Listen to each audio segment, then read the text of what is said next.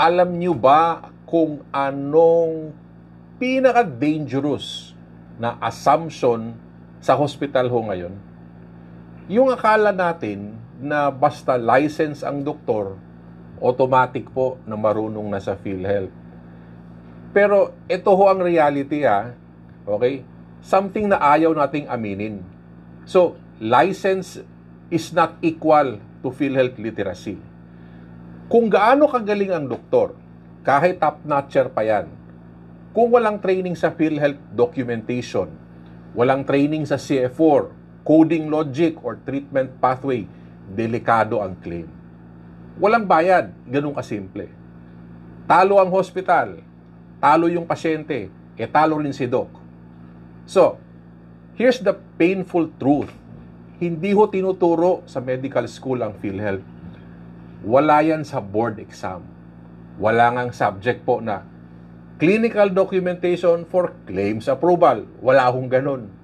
So, kaya kung umaasa ho ang hospital management na dahil license si doc, okay, kaya na niya ang CF4. Okay? Mali ho. Mali ho times 100.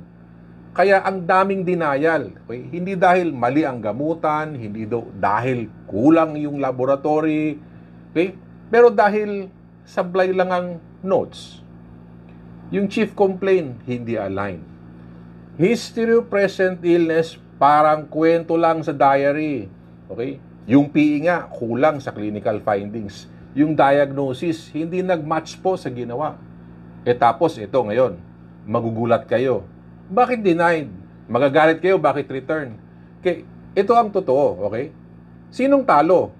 Hospital? Oo. Doktor? Talo rin. Pasyente? Lalong talo.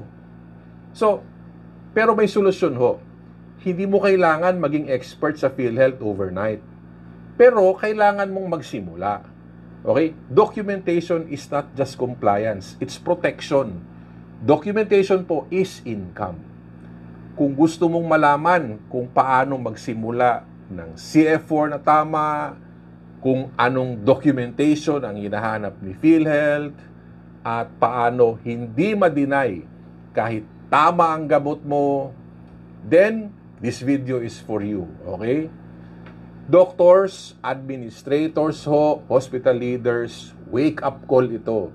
Huwag nating antayin mawala ang kita ng hospital dahil lang sa maling assumption. Again po licensed doctor is not equal to a PhilHealth expert. Let me train your doctors po. Okay? This will lead to income. Please like, subscribe, okay, and share to your staff. Coach Doc Ben, see you soon.